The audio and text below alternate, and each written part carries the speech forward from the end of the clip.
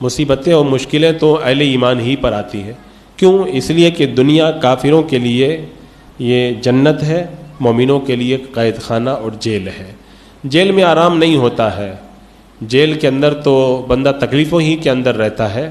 اور دوسری مثال اس کی یہ کہ دنیا کے اندر ہم مزدور ہیں، یا ہم کام کرنے کے لیے آئے ہیں. یہاں پہ ہم جب کام کر کے فارغ ہو جائیں گے، مر جائیں گے، تو کام سے فارغ ہو جائیں گے تو پھر ہمیں مزدوری اللہ تعالیٰ دے گا، جنت مزدوری میں اللہ تعالیٰ ہم کو دے گا. اور جب مزدور مزدوری کرتا ہے تو مزدوری کرتے وقت میں اچھا کپڑا نہیں پہنتا ہے، وہ ایسے ہی سیدھا سادہ کپڑا پہن لیتا ہے، تکلیف میں رہتا ہے، لوکا سوکا کھا لیتا ہے. اس کو پتہ ہے جب کام میرا پورا ہو جائے گا اور میں کام سے فارغ ہو جاؤں گا، پھر اچھے کپڑے پہن لوں گا اور پھر مجھ کو پیسہ ملے گا، اس سے میں اچھا کھانا کھاؤں گا. تو یہ طریقہ ہوا کرتا ہے. اسی لیے ہمارے بزرگوں نے دیکھا کہ دنیا میں وہ تکلیفیں اٹھائی. سیدنا سرکار امام اعظم ابو حنیفہ رضی اللہ تعالیٰ عنہ، اتنے پائے کے بزرگ، اتنے بڑے امام، اتنے بڑے مالدار اور اتنے بڑے عابد و زاہد، اتنے بڑے محدث، لاکھوں ہزاروں لوگ آپ کی تقلید کرنے والے، کروڑوں لوگ تقلید کرنے والے. لیکن ہوا کیا؟ جیل کے اندر ایک زمانے تک آپ بند رہے، یہاں تک کہ آپ کا جنازہ بھی جیل ہی سے نکال کر کے لایا گیا. تو یہ تکلیفیں اہل ایمان کی جو ہے وہ امتحان اور آزمائش کے لیے ہوا کرتی ہے. حضرت سیدنا امام مالک رحمۃ اللہ تعالیٰ علیہ اتنے بڑے عاشق رسول کہ آخری عمر میں حج کرنے بھی نہیں جاتے تھے کہ اگر میں حج کرنے گیا تو کہیں مدینے کے باہر مجھے موت نہ آ جائے، میں مدینے میں مرنا چاہتا ہوں.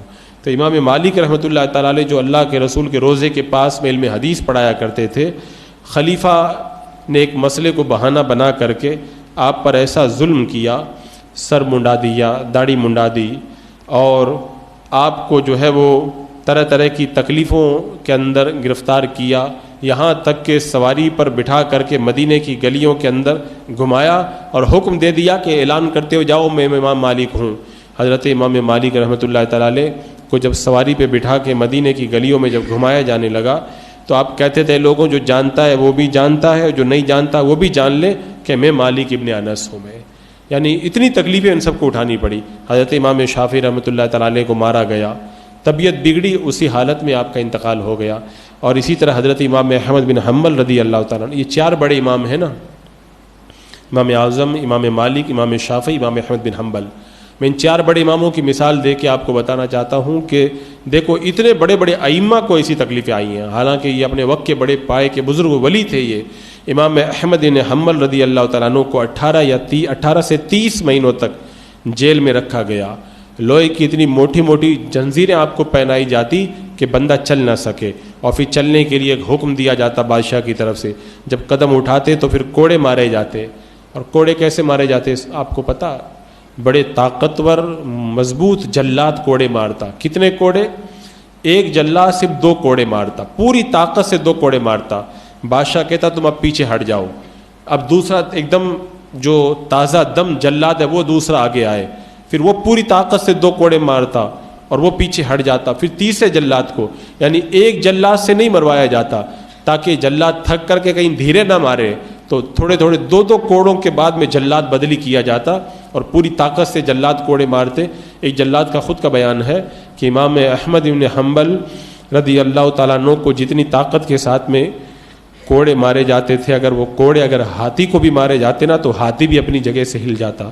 لیکن امام احمد بن حنبل رضی اللہ تعالیٰ عنہ کو صرف اس لیے کوڑے مارے جاتے تھے، انہوں نے صحیح عقیدہ بیان کیا کہ قرآن اللہ کا کلام ہے، مخلوق نہیں ہے. اور آپ سے کہا جاتا تھا کہ کہہ دو کہ قرآن جو ہے وہ مخلوق ہے. غلط عقیدے کا آپ سے اقرار کروایا جاتا، آپ اقرار نہیں کرتے اور اتنے زبردست کوڑے کھاتے کہ ہاتھی کو مارا جاتا تو ہاتھی بھی وہ کوڑے کھا کر کے ہل جاتا. لیکن آپ نہیں ہلے اور پوری مردگی کے ساتھ میں ڈٹ کر کے ظلم برداشت کرتے رہے.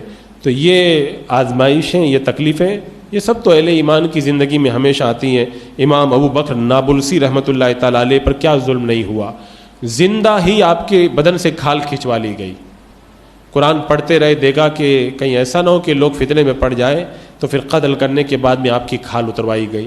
تو یہ اہل ایمان کا جو ہے وہ شیوا ہوا کرتا ہے. اور جو بندہ تکلیفوں میں پیچھے ہٹ جائے، اب وہ ایمان لائے فرعون کے جادوگر، ایمان لے آئے، اگر جان کے ڈر سے وہ اگر اپنی بات سے پھر جاتے تو کہاں جاتے؟ جہنم میں جاتے. تھوڑی دیر تکلیف برداشت کی، 5 منٹ کی تکلیف تھی، چلی گئی. اور جنت کی بہاریں ان کو نصیب ہو گئی. جو بندہ پیچھے ہٹ جاتا ہے پھر وہ کبھی بھی نعمتیں نہیں پاتا ہے. وہ بڑا مشہور واقعہ ہے کہ لیلا جب بیمار ہوئی تو ڈاکٹروں نے کہا کہ خون کی کمی ہے، ان کو خون دیا جائے. تو اس محلے میں 7 دیوانے تھے لیلا کے جو یہ دم بھرتے تھے کہ اپنی جان بھی قربان کر دیں گے. جب ان سے کہا گیا کہ لیلا کو ایسی بیماری ہے کہ اگر خون نہ دیا گیا تو مر جائے گی، تو خون کی ضرورت ہے، تو سب چھوڑ کے بھاگ گئے، کوئی خون دینے کے لیے تیار نہ ہوا.